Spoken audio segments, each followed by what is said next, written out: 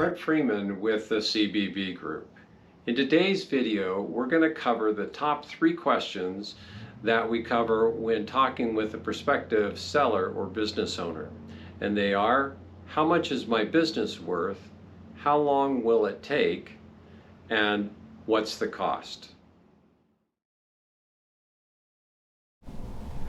The first step in finding out how much your business is worth is really to sit down with us. We want to talk to you 10 or 20 minutes about what your goals are and a little bit about the business. From there, we'll take and review the last 3 to 4 years worth of internal financials, your tax returns, and balance sheets.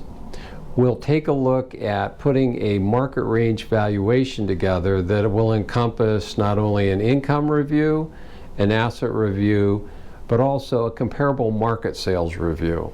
And from there, we should be able to put together an enterprise value or a market range value for the business.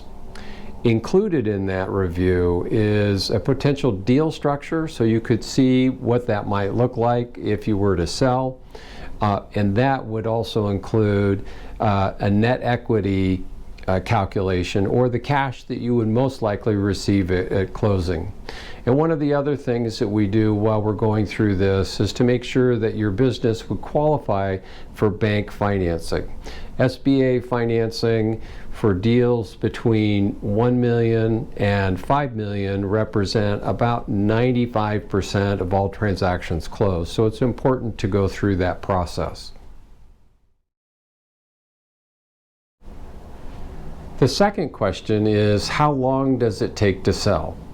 On average, it takes between 9 and 11 months to sell your business. And it really depends, or can depend, on the complexity of the business, the size, but also licensing requirements. For instance, an HVAC company may require up to 4 different types of licenses that an individual or buyer would need to obtain to be able to own and operate the company. In general, the process breaks down a little bit like this. This first step really takes about 30 days, and that is putting an offering memorandum together, building a data room that'll house the financials, contracts and leases of the company, and goes through HR and employment information or employee information as well. The second step is, once that's complete, is going to market. Now that'll probably take, on average again, between 90 to maybe 100 days, and that'll be us qualifying potential buyers, scheduling seller-buyer calls, and negotiating a letter of intent. And then the last phase, which can be the most daunting after all those things are accomplished, is closing. And that's really getting both the buyer and the seller through due diligence, working with any of the trusted advisors that either parties have, as well as working with the buyer and the buyer's lender to get loan approval to finance the transaction, as well as working with attorneys on both sides to negotiate the purchase and sale agreement. And then once all that's done, then scheduling the actual closing.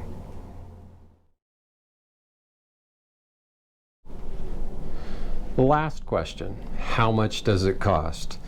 Well, it depends on the size and the complexity of the business, but in general, business brokers and merger and acquisition companies work with what we call a reverse Lehman scale. And that's really pretty simply and straightforward. The larger the enterprise value and or sales price, the lower the percent of commission is paid.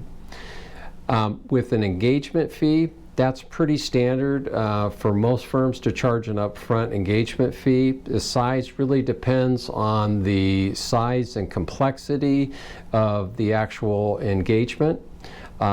And then a monthly retainer fee. Now, some firms charge a retainer fee, and that's usually the larger M&A companies.